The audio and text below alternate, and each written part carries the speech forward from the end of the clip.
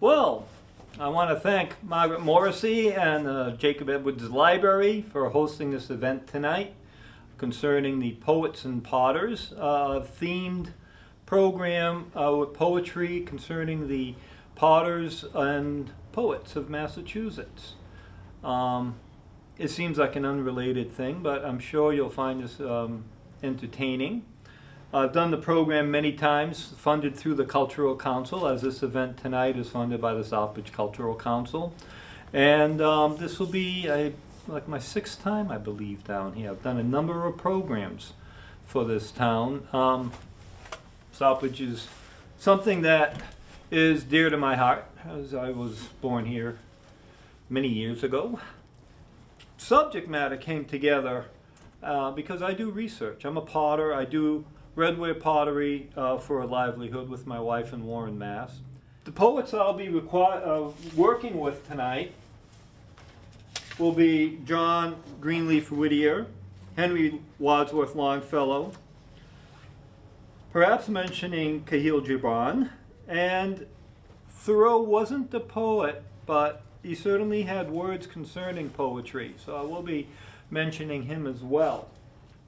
Now, Whittier was born in 1807 and died in 1892. Henry Wadsworth Longfellow as well was born in 1807 and died in 1882. Thoreau was 1817 to 1862. And Gibran was born at the end. Everybody died just about the time he was born in 1883, and he died in 1931. I also have one other poem that I will be reading, not by a published poet, but by a poet written about his grandfather, who ran a pottery shop in the 19th century in Cambridge. He also painted a wonderful painting as well.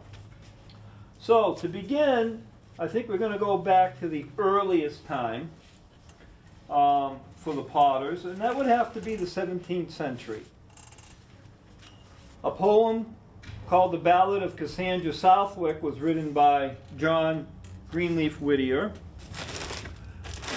about a potter in the Salem area, which then became Danvers, which later became South Danvers. But in the 17th century, Lawrence Southwick was brought over to Massachusetts Bay Colony. We'll do this. He was brought over as one of 10 men to create a glass house. Not a greenhouse, but a glass house is a place to manufacture glass. So these men were brought over.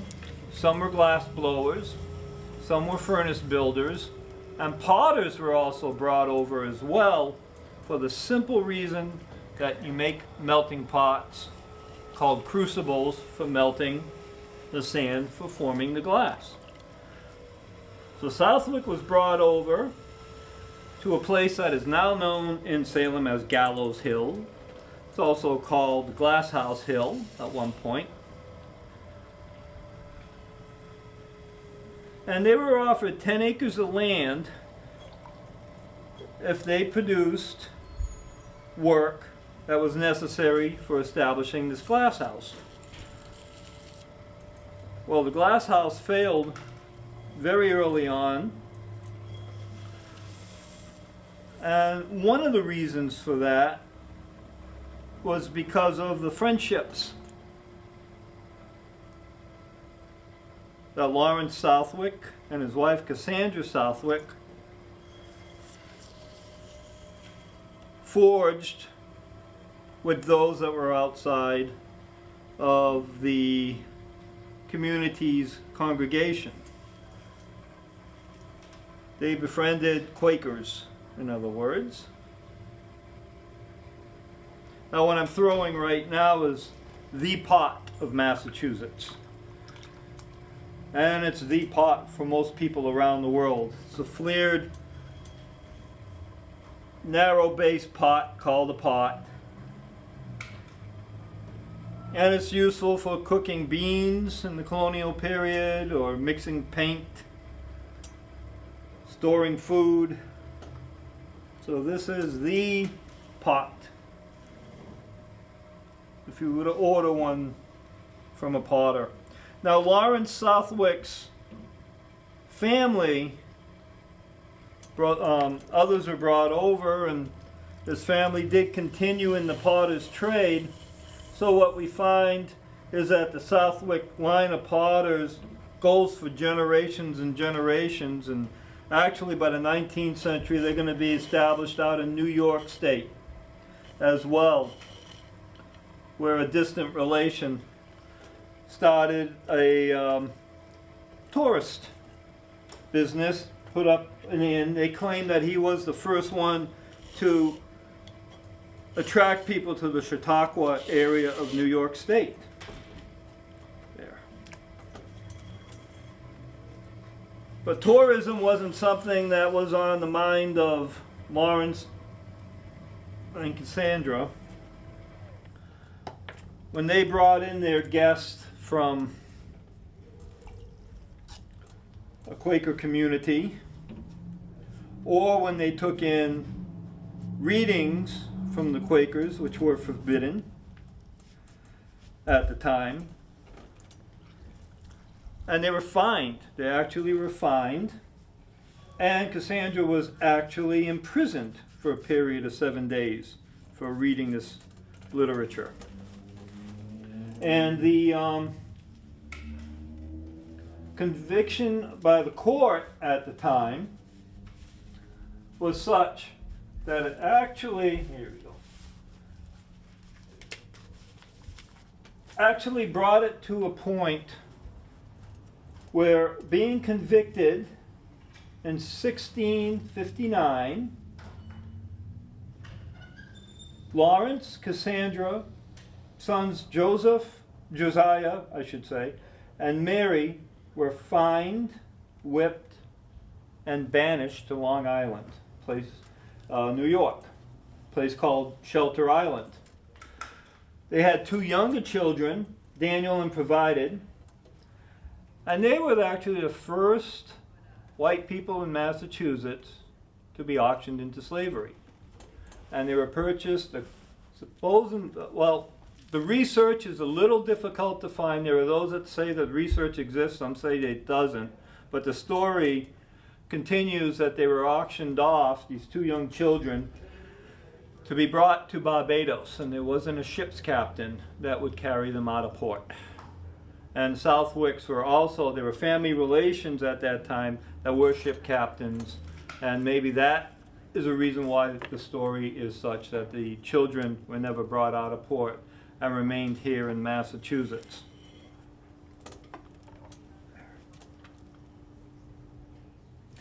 Now, Whittier wrote a poem about Lawrence and Cassandra. Although he called the poem the Ballad of Cassandra Southwick, it's more about the daughter. To the God of all sure mercies, let my blessing rise today. From the scoffer and the cruel he hath plucked the spoil away. Yes, he who cooled the furnace around the faithful 3 and tamed the Chaldean lions hath set his handmaid free. Last night I saw the sunset melt through my prison bars. Last night across my damp earth floor fell the pale gleam of stars. In a coldness and darkness all through the long night time, my grated casement whitened with autumn's early rime. Alone in that dark sorrow, hour after hour crept by. Star after star looked palely in and sank adown the sky. No sound amid the night stillness, save that which seemed to be the dull and heavy beating of the pulses of the sea.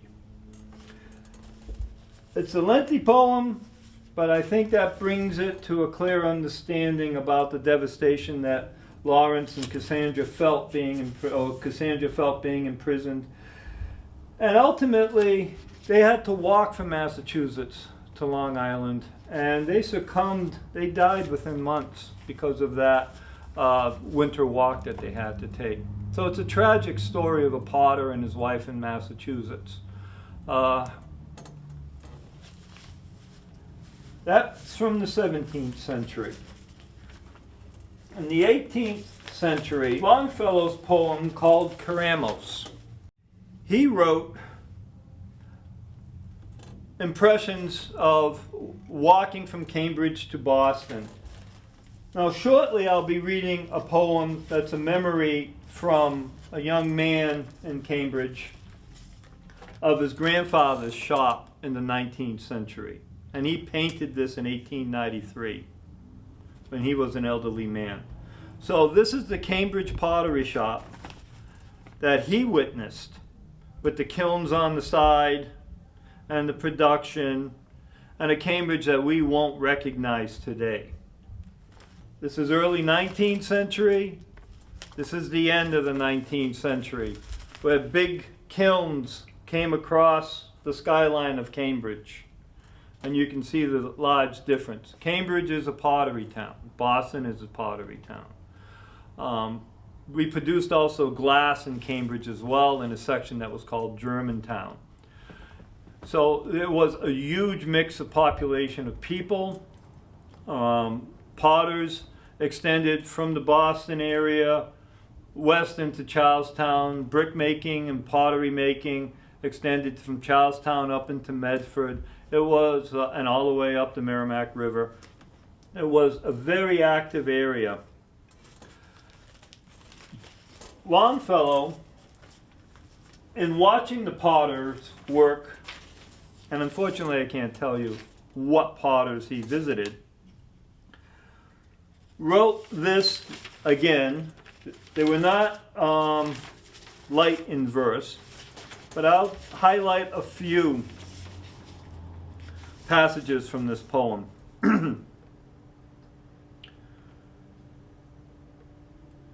Turn, turn my wheel, turn round and round, without a pause, without a sound. So spins the flying world away.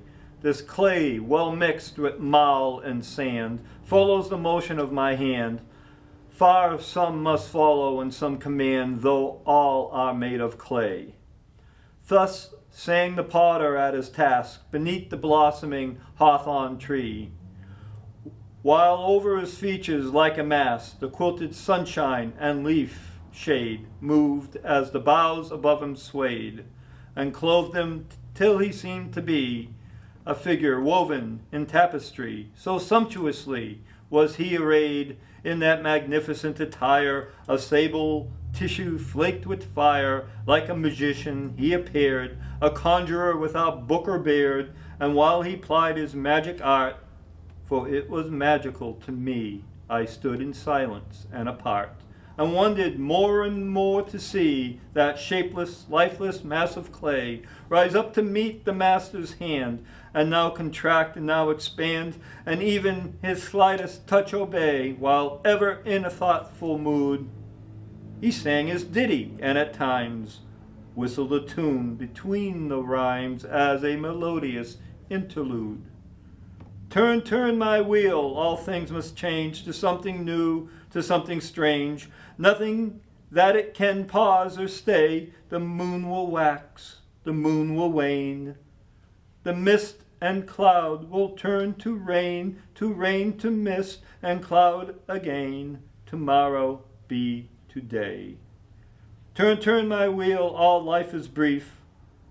What now is bud will soon be leaf. What now is leaf will soon decay. The wind blows east, the wind blows west. The blue eggs in the robin's nest will soon have wings and beak and breast, and flutter and fly away. Who is it in the suburbs here, this potter working with such cheer? In this mean house, this mean attire, this manly features bronzed with fire, whose figure leans and rustic wares scarce find him bread from day to day. This madman, as the people say, who breaks his tables and his chairs to feed his furnace fires nor cares, who goes unfed if they are fed, nor who may live if they are dead. There's alchemist with hollow cheeks, and sunken searching eyes who seeks, by mingling earths and ores combined, with potency of fire to find some new enamel, hot and bright. His dream is passion, his delight. Turn, turn my wheel, the human race, of every tongue, of every place, Caucasian, Coptic, or Malay, all that inhabit this great earth, whatever be their rank or worth, by kindred and allied by birth, are made of the same clay. Stop, stop my wheel, too soon, too soon. The noon will be the afternoon. Too soon, today be yesterday. Behind us, in our path we cast the broken potsherds of the past, are all ground to dust at last, and trodden into clay. In the few passages from this lengthy poem that I wrote of, he mentioned a couple things that are the practice of a potter's studio. Mentioned were he breaks his tables and his chairs. It's actually a story that I'm familiar with that happened in East Brookfield, in the area on Route 9 by Petruzzi's farm, if you're familiar with it, where the golf course is actually located in the back, was the area where pottery was being produced. And there was a gentleman by the name of Drake who wanted to learn pottery from the potters that were working there at the time. And their kiln was at a certain point of fatigue, because every time fire is introduced in the kiln to harden the clay, as some call it, it's actually melting the clay, but to harden the clay and to melt the gloss onto the pot to make them sealed, which is called the glaze. They were running out of fuel because the kiln was cracked so badly it kept spewing out flames. So they themselves actually resorted to, as the memoirs of Mr. Drake said, to breaking chairs, breaking shelves, breaking anything and throwing it into the kiln. So this is an East Brookfield story, and this is a Cambridge story, and witnessed by both. We've always been called alchemists in some ways. There was a great French potter by the name of Palissy, who in the 16th century was instrumental in making a white glaze in France, and he was called an alchemist and a madman as well, perhaps. Longfellow was familiar with him. Palissy was imprisoned by the king to turn lead into gold, and he died in under the order. Well, he didn't die under the orders of the king, but he nonetheless died while working for the king. So, in that sense of turning metals and turning lead into gold, the mingled earths and ores combined with potency to fire to find. That's what we do. We take soil, we take iron, we take sand, we take lead or other materials, which we don't use lead today, to make pots hard, shiny, and functional. But he also introduced, what I like about it, is the fact that in Cambridge, he witnessed a variety of people previous to the 1890s. Caucasians, Coptics, Malays. He was exposed to many people. And because he was exposed to so many people, he felt that the world was a better place for it. And oddly enough, part of the poetry or the storytelling of the Algonquin Indians, that one or two stories that I've read, mentions that when the world was covered with water, and in this one story I'm familiar with, ducks retrieved from the bottom of the water clay and began forming people. It was the four colors of the clay that I find: red, white, brown, and black. Red, white, yellow, and brown. So we find a correlation, even in a story like that, of being shaped from clay, which dried, turns into a dust, and the recognition by Longfellow of the continuum of dust to dust. It's a very fine powder. So while watching the potter turn in Cambridge, perhaps a jug like this, which I will make, was being witnessed. The Cambridge potters at one point tended to appreciate forms from Germany. And that's how, if you're a collector of the Cambridge pottery, you're able to see a difference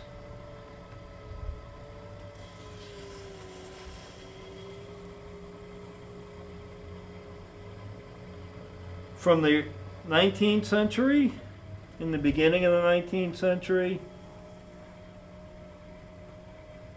to the end of the 19th century. In just a simple form like this.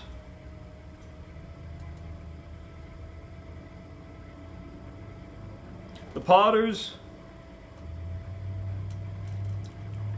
at times would travel in prepaid, like we had mentioned with the Southwick story, to settle in Massachusetts Bay or Massachusetts State, depending on the period, and an arrangement that they would work off their cost of travel, in a sense, the ship cost, by working for a number of years. There. In a pottery shop. The potters that worked this way generally needed to earn by production, and that production would be cost per pot. So you get paid by the pot. And a lot of potters would be told to use up 1,000 pounds of clay a day. There we go.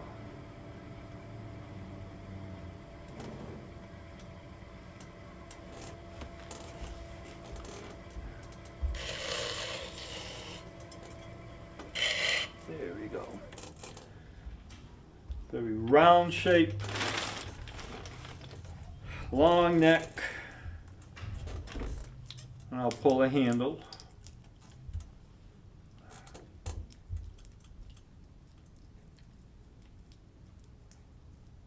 Yeah, so I'm stretching the handle in the same manner that the pot is made, which actually has a lot to do with pressure and motion.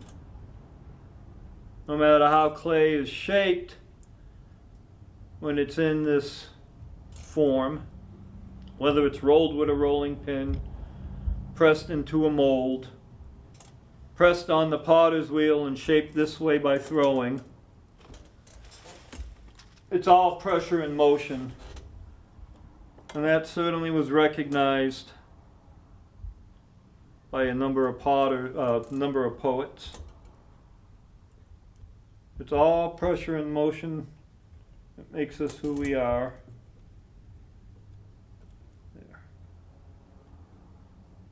I make my own clay because I want the clay to be a certain color, hardness at a certain temperature, and also I want it to work a certain way on the potter's wheel.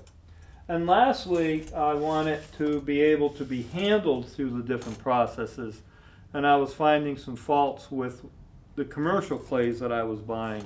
So I mixed this clay up out of 3 different kinds of clay. I introduced some powdered glass into it and a little bit of powdered rock, and I get the properties that I want from the clay. Mixing clay into clay bodies isn't necessarily a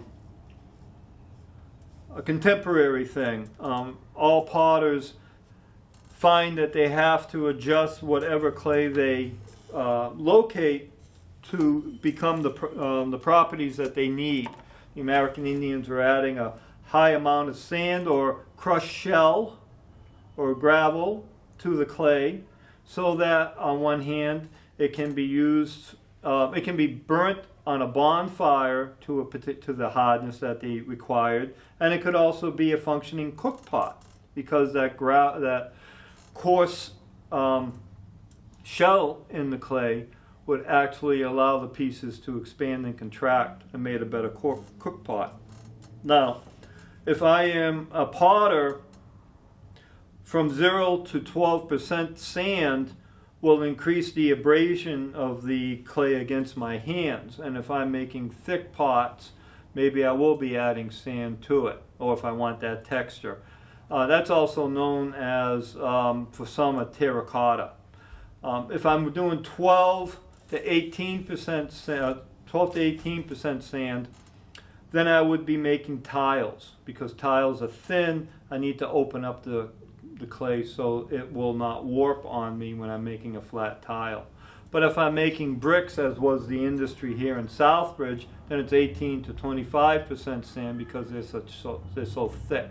Out of the ground, the sandy clay was more adaptable for making bricks, or more convenient than making for pottery, which requires generally a somewhat smoother clay. I'm going to cut that again because it probably stuck itself back down. There we go. All right. That will go here. So this is a very Boston jug. And actually in the time period of this jug, the potter generally liked to do this. Put a fish on it. The Boston fish. So in the mid-18th century, out on Walden Pond, was a young man who was visiting the area and walking through, found that there was a potter at work, and the potter, that was at Walden Pond, tended to be financially a little distraught. And he needed to sell off some land. So this man, Henry David Thoreau, decided that he would purchase a plot of land and build his cabin there at Walden Pond. Now, if you ever visit Walden Pond, the side of the pottery shop is actually under the parking lot now. So back in the 1940s, you could find pottery sherds there. The man's name was Whitman, who was creating the pottery there out of local clay, and he could have been bringing it into the Concord area very easily, Lexington, or even heading in other ways, trying to sell the pots. The pottery in the 19th century that was made out of local red clay was confronted by pottery made out of yellow clay, the stoneware clays, which look like this, glassware, tin plate, we're not using pewter anymore so much, the white chinas that are being imported from England. So the competition is very fierce. So in the colonial era, we tend to be table and kitchen for cooking. But as we get into the 19th century, we certainly tend to be more of just functional work pots, jugs, milk pans, large pots like this, or that is the colonial bean pot. But there was also one other pot, which actually I was just commissioned to make for the Thoreau cabin. So I'll make a small one. I'll make a big one now. Why not? I got the clay. So Henry David Thoreau actually did work with clay too. And he actually patented his creation made of clay. Because he took on the trade of making pencils from his father. Pencils are made of graphite and clay. The more clay, the harder the graphite. So you powder them, you blend them, and you lightly heat them so they harden.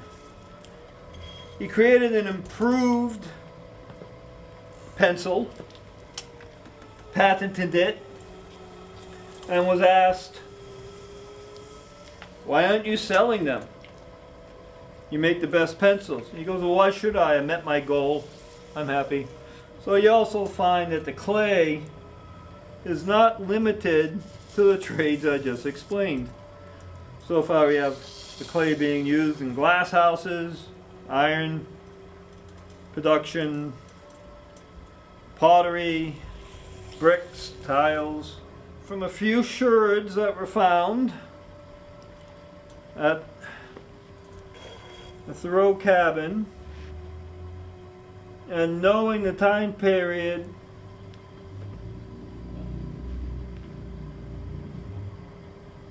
of when he lived there, I was asked to make a replacement for the chamber pot that resided in the cabin that was a reproduction. Slight rim.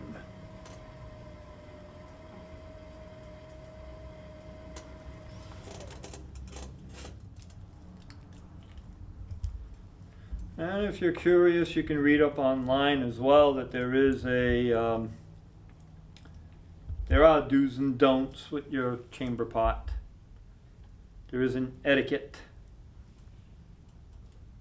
to follow.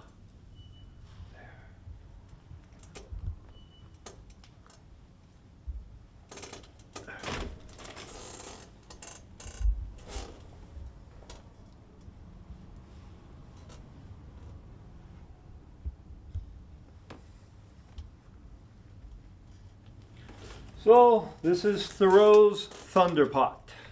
So Mr. Thoreau wrote, "If the day and night are such that you greet them with joy, and life emits a fragrance like flowers and sweet-scented herbs, is more elastic, more starry, more immortal, that is your success. All nature is your congratulation, and you have to cause momentarily to bless yourself. The greatest gains and values are farthest from being appreciated. We easily come to doubt if they exist. We soon forget them. They are the highest reality, and perhaps the most astounding and most real are never communicated by man to man. The true harvest of my daily life is somewhat as intangible and indescribable as the tints of morning or evening. It is a little stardust caught, the segment of the rainbow which I have clutched." So from Thoreau's cabin, in Concord, I'm going to return to Cambridge, to where Mr. Edmonds was producing bottles of this sort, and his, leave that out, and his grandson used to come and visit this old pottery in the 19th century. He wrote a wonderful poem, and I'm going to read all of it because it really gives a strong sense of a different type of visiting the picture of the old pottery. How dear to my heart are the scenes of my childhood, when fond recollections present them to view. The old pottery yard, with its big piles of pine wood, its playground salt marsh, and the river so blue. For often at noon, when from school we were bounding to the banks of that river, we would joyfully hie. The water with shouting and laughter resounding, as gay sportive swimmers our powers would try. Or we'd stand by the wheel, which the turners were spinning, and watch while the clay rose into jug, pot, or jar, until the school bell, with its unwelcome dinning, would call us to task that we oft wished afar. But 'twas not all play, as we found out full early, ere ever our holiday's fun could begin. Then barrows of chips, that number most surely, must be wheeled to the woodshed and neatly put in. Then off to sports, double wickets, or single, the Catholic pasture, or against the house wall, perhaps with a football.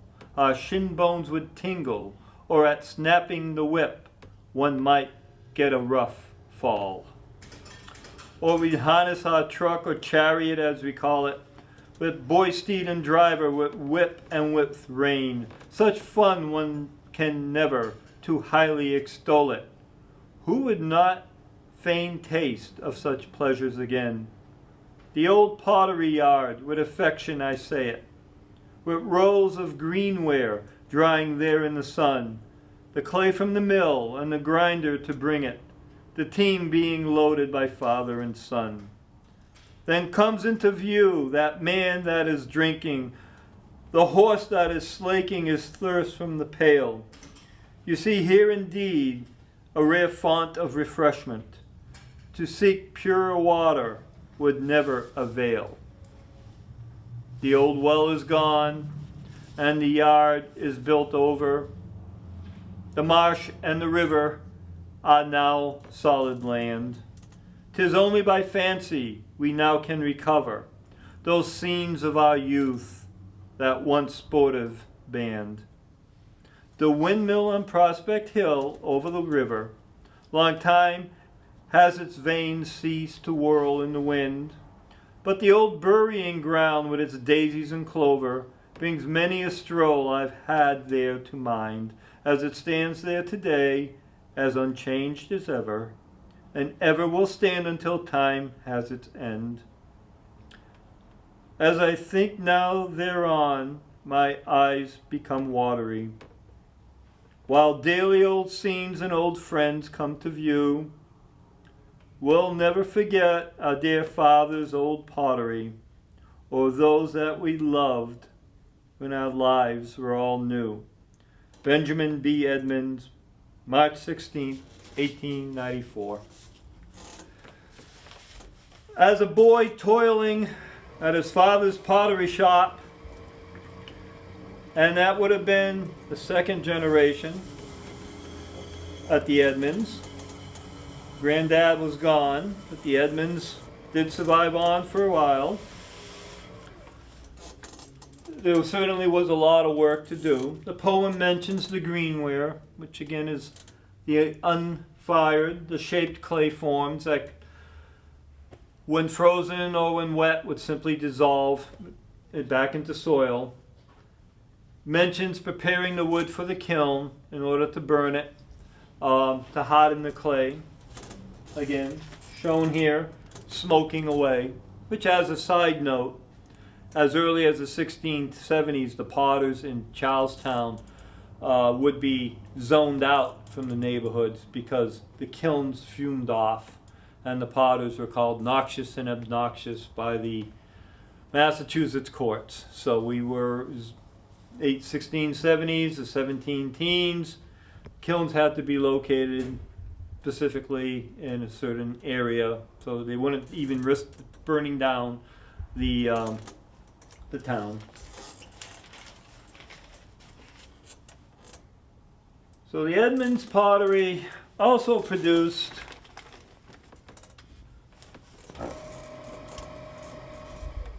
clay that would not be brought locally, although Edmonds certainly probably started off as a redware potter. His trade required that he brought clay up from Long Island or New Jersey, maybe from Martha's Vineyard, but the clay isn't that great there for making stoneware pottery, this type of pottery that you see here. It's odd then that the potters, the Southwick potters, died at Long Island, and the Edmund potters in Cambridge survived as stoneware potters, both touching in different ways the clay under their hands.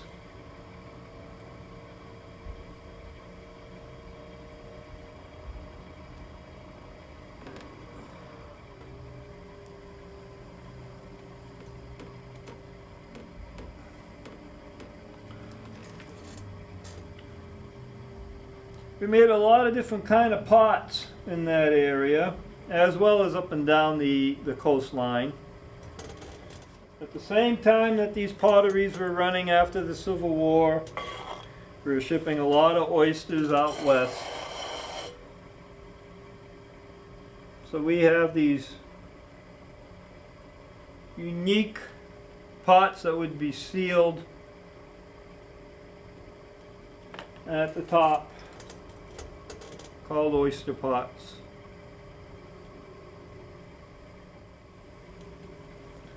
So these go in a lot of many different sizes, but they're known as oyster pots. And a Cambridge seacoast town certainly would be producing them and sending them out. Oddly enough, one of these pots going out of Cambridge was actually discovered off the coast of Australia in a shipwreck, or a number of them. A whole delivery of them were being made, believe it or not, to Canton, China. Well, the ship was traveling to Canton and sunk off of Australia. So these were probably going to Australia, but the ship's ultimate destination was China. So it's not unusual to find pots in shipwrecks all around the world. All right. And that goes here. Put that in front. The American Indians finding red clay, yellow clay, white clay, and black clay, symbolic of the creation story. Each of those clays do have different, I found here in Massachusetts, to be honest with you. The white clay is called a kaolin clay, which I happen to have some over here. I have it in this bag. And white clay in Massachusetts is not an unusual clay to find, but it's a rare clay. There was supposedly a little bit in Boston. There is more frequency of it on the west side of the Connecticut River. There's some in Deerfield and down into the Russell area. And then out at the foothills of the Berkshires, not the foothills, but in lower corner of Massachusetts, south of Sheffield, there was a town called Claytown, which they hyphenated to Clayton, which doesn't exist anymore. And they also made white clay tiles too, and they made white clay bricks. So this kaolin clay was found out there, and it found use in making small furnaces for melting materials. It also was being used as a decoration on the pottery, like you see here. And it also, as a side note, was being, this white clay is called kaolin, and actually the brick company was called Kaolin Brick. The white clay was being harvested in Martha's Vineyard, where it would be mixed with a pectin, and that produced a product called kaolpectate. So the white clay was being used for that product. The black clay that you find generally is a clay that's on the surface, and that clay has got a lot of dead plant matter. You can find clay. Some of the clays I purchased today were found beneath the coal seams and tend to be very dark because of contamination from coal. So you can find black swamp clay, or you can find at a depth black clay as well, or perhaps even the iron being blackened. And yellow is the red clay iron that is in smaller amounts, and it's a form of yellow iron, so it just tints the white clay yellow when it's made. And that could be the clay that's used for making stoneware as well. So they have the commercial. In Charlton and Oxford, we have what's called ochre earth as well, and that in Massachusetts would be used for making paint pigments. So there were certain painters in the 19th century and earlier producing their own paints from soils that were found locally.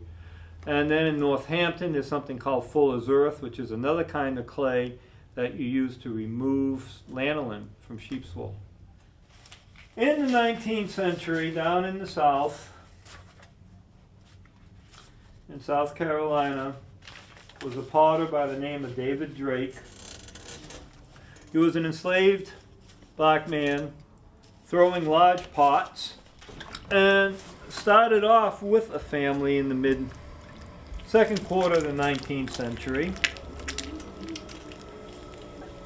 And like Cassandra and Lawrence, forcibly separated from his family, his children and his wife, who were sold off. And he was one of the few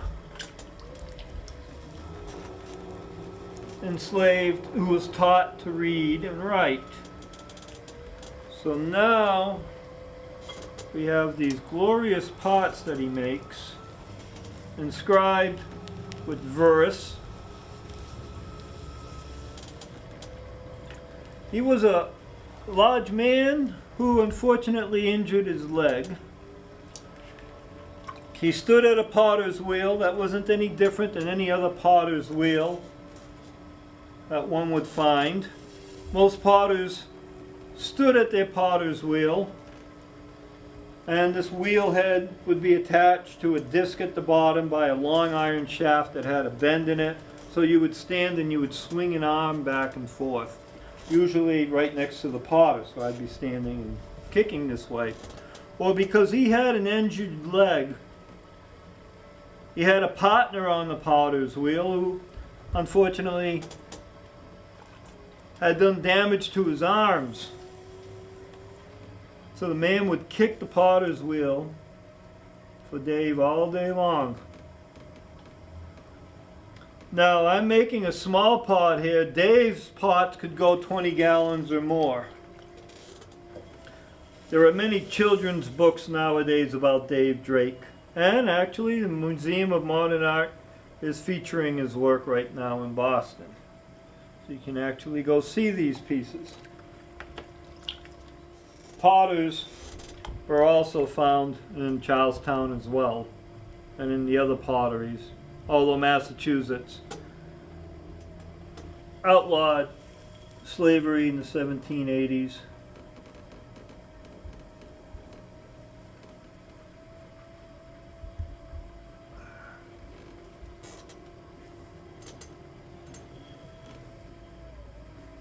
So this is a pickling crock, perhaps.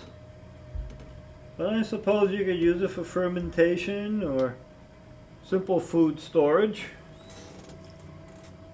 In researching pottery, I've come across pieces that still carry their faint odor of what they contained. And that's got a slight rolled rim. When you put a rolled rim over the top, that simply means that you are going to tie a cloth over it to protect the insides from whatever. There we go.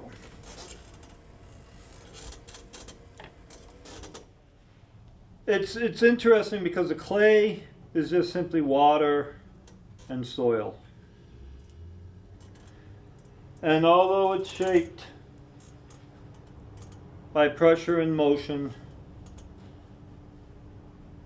and will dry to a point where you actually could pick it up if you wanted to. It's nothing more but soil that can change back into a putty. The clay was formed from granite rock, in my case, into a powder that was transported by water or wind or glacial movement or any or all of the above, and deposited in layers.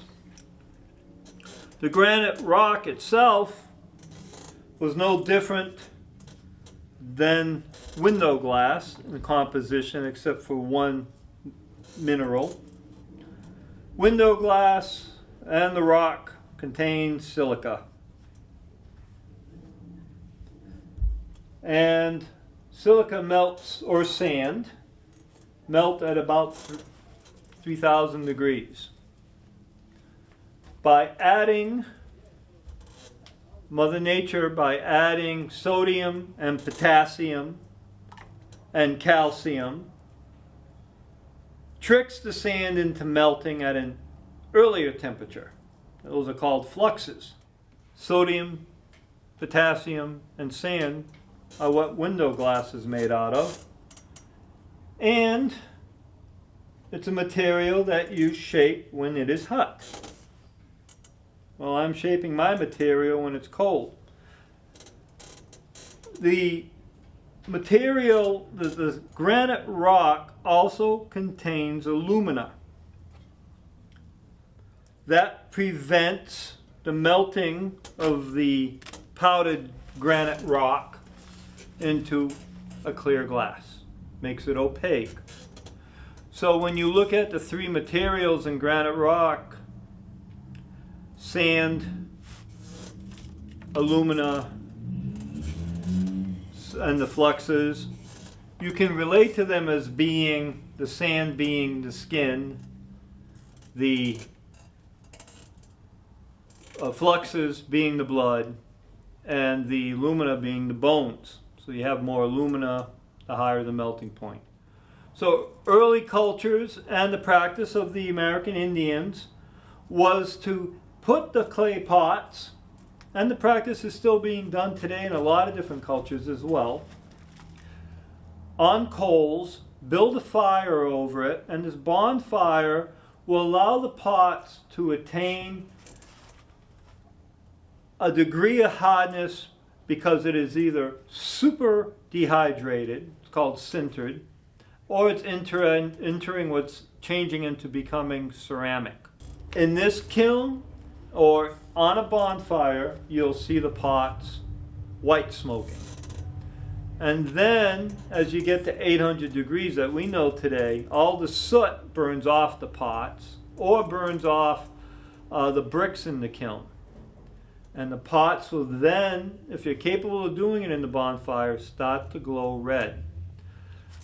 That point is when the pots are starting to become ceramic, or the fluxes in the clay, in other words, are starting to melt into the sand, and the sand starting to melt, and the material is changing from clay to ceramic or pottery. My pottery in the kiln can be brought from a red glow to an orange glow. My pots are glowing orange. I know I can't carry them any higher, because if I do, like this 18th century pot from Charlestown discovered in the Big Dig, they melt and they slump. And you'll hear the whole load start to collapse, which isn't a healthy thing to hear. These went into yellow heat. The pots are starting to get into lava. They're getting into too glassy of a state. But that Long Island clay, that New Jersey clay, the stoneware clay, doesn't have as much iron in it, which causes a lowering of the melting point. So I'm able to get this gray clay to a higher degree in the kiln, yellow heat. I don't dip the pots in a glaze before I put them in. All I have to do is throw the sodium in the kiln, which is table salt, and that forms a glaze on the outside. And the pots can actually go up into white heat if the clay can take it. So the firing is dramatic. You got flames coming out of the chimney. You got black smoke coming out. Sometimes the flames are not coming out of the top necessarily, they're coming out of the sides because the kiln's expanded and contracted so many times that the heat's just not working. So you're breaking, like was stated in the poem, you're breaking your chairs, you're breaking your furniture, you're throwing anything flammable into the kiln to keep it going. And hopefully you can succeed with the firing. Because if you don't go hot enough, then your pots will be inferior in quality.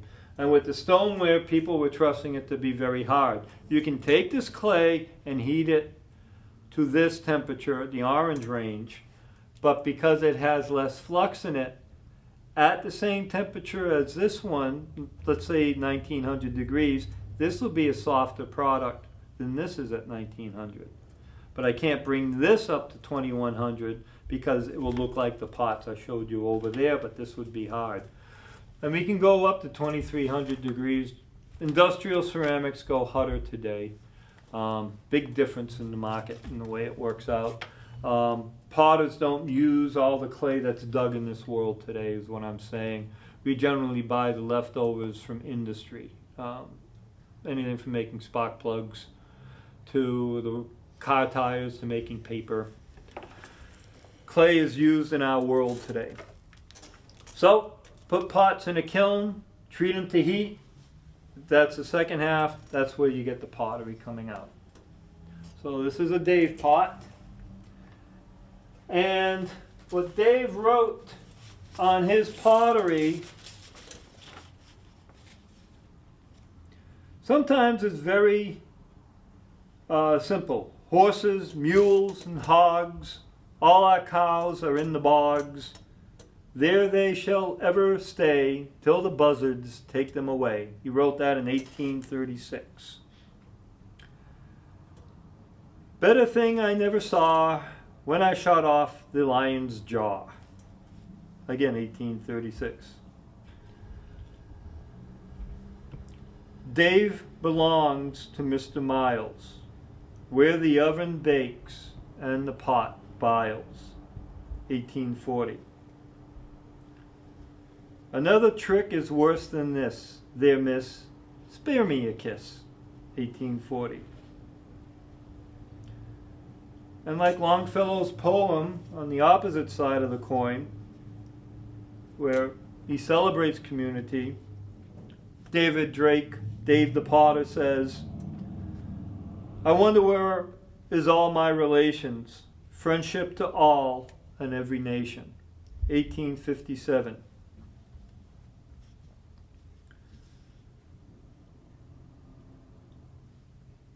When you fill this jar with pork or beef, Scott will be there to get a piece. 1858. And let's see. The 4th of July is surely come to blow the fife and beat the drum. 1859. Patriotic and before the Civil War. I made this jar olive cross. If you don't repent, you will be lost. 1862. Which was when he stopped writing. He was forbidden to write on his pottery after that. He didn't do that for quite a period. Seemed like he was, he suffered the sale of his family. My wife and I run a shop in Warren, Massachusetts. Hamelin is the studio name. That's Hamelin. My wife, Gary Nayarakellian, her website is CoolinaFolkArt.com. Mine is PiedPotterHamelin.com. And there you can find our schedule because we are all over the state doing programs such as you see here. I do a number of different pottery programs, so I hope to see you there.